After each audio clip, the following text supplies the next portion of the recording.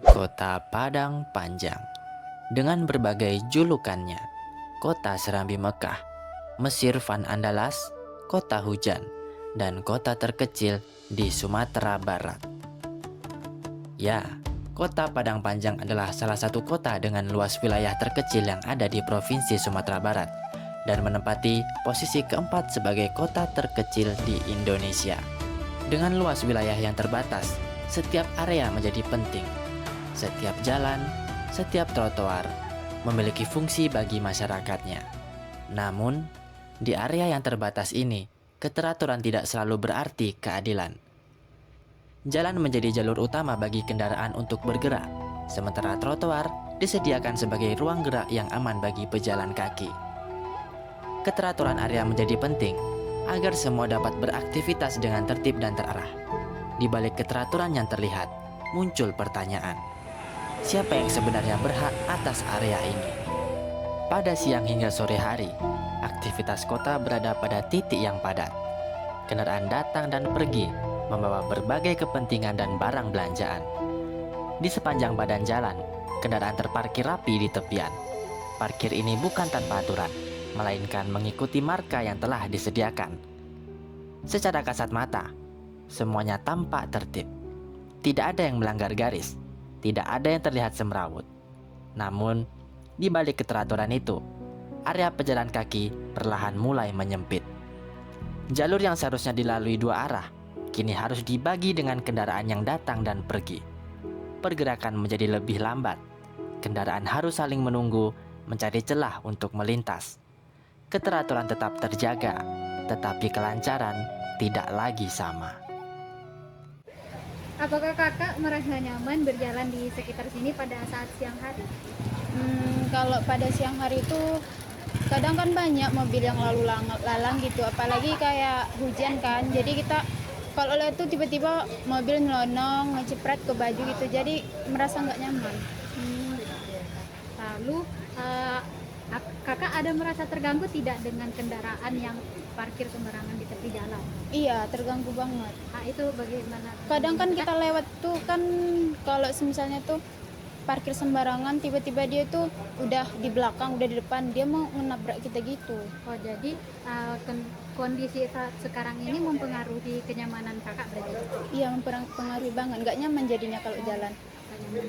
Nah, kira-kira ada nggak kak saran dari kakak untuk kedepannya mau bagaimana? Saran aku sih kalau semisalnya kita mau parkir tuh kita bunyiin klakson dulu atau apa kayak biar yang jalan tuh pada nyaman gitu kan. Apalagi kan di sini tempatnya sempit gitu. Biar yang jalan kaki tuh nyaman jalannya gitu. Aturan telah dibuat untuk menciptakan keteraturan. Namun, dalam pelaksanaannya, ruang yang tersedia tidak selalu cukup untuk semua. Ketika matahari mulai terbenam, area yang sama kembali berubah.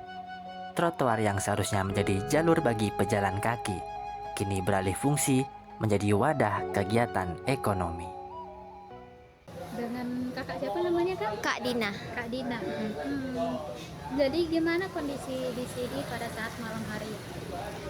Untuknya di pasar yang di bawah itu, kondisi di malam hari ramai juga. Kalau misalnya untuk pejalan kaki di situ agak susah jalan di sana, Kak. Terus kakak masih bisa menggunakan trotoar di situ apa? Bisa, cuman sekarang nih trotoar kan dipakai untuk pedagang kaki lima. Juga agak susah sih untuk jalan ke sana.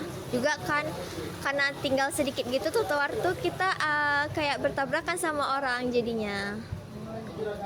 Kira-kira apa yang kakak lakuin kalau di saat trotoar itu tidak bisa digunakan?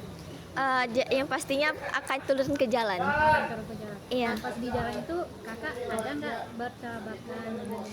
Kadang-kadang pernah hampir terserempet kan karena orang keluar motor pernah. Terus kadang diklakson sama motor gitu. Seharusnya kan kalau tempat pasar kuliner tuh nggak boleh motor masuk sebaiknya, karena kan bagusnya tempat pejalan kaki di sana. Jadi kakak lebih banyak merasa tidak nyamannya? Iya. Atau amannya? Lebih banyak tidak nyamannya. juga kalau bisa sarannya kasih parkiran khusus untuk motor gitu. Jadi kalau di pasar tuh sebaiknya jalan kaki aja.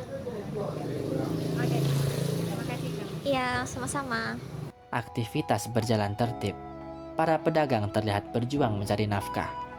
Pengunjung menikmati suasana ini di malam hari, sembari melepas penat setelah beraktivitas seharian. Namun, area untuk berjalan tidak lagi tersedia sebagaimana mestinya. Dalam satu hari, ruang yang sama mengalami perubahan fungsi yang berulang. Siang hari, jalan menyempit. Malam hari, trotoar pun berubah fungsi. Dua kondisi yang berbeda, namun menghadirkan dampak yang serupa. Assalamualaikum warahmatullahi wabarakatuh. Perkenalkan, nama saya Mauti Olinda dari Dinas Perhubungan Kota Padang Panjang, yang sebagai di Dinas Perhubungan sebagai fungsional umum pada bidang lalu lintas dan angkutan. Mengenai pertanyaan yang ada tanyakan mengenai kelancaran lalu lintas, kami akan menempatkan personel lalu lintas di titik-titik yang rawan seperti di simpang BPD, di simpang Apotek Arafah, di simpang 4 Pasar, dan di simpang 4 Pasar. Itu biasanya kemacetan terjadi pada hari-hari tertentu seperti hari pasaran hari Senin dan Jumat, dan kalau ada weekend kayak sekarang. Nah, itu akan terjadi pembeludakan pengunjung ke Kota Padang Panjang dan melintasi, karena kita memakai sistem jalur one way. Jadi semua angkutan melewati pasar Kota Padang Panjang. Dalam ruang kota yang terbatas, setiap penggunaan ruang merupakan hasil dari kebutuhan yang saling bertemu. Penyediaan parkir di badan jalan tidak terlepas dari keterbatasan lahan yang tersedia, serta tingginya aktivitas masyarakat yang membutuhkan akses yang cepat dan dekat. Di sisi lain, trotoar yang beralih fungsi menjadi ruang berdagang, pangkalan ojek, hingga area parkir, mencerminkan adanya kebutuhan ekonomi dan keterbatasan ruang alternatif yang digunakan.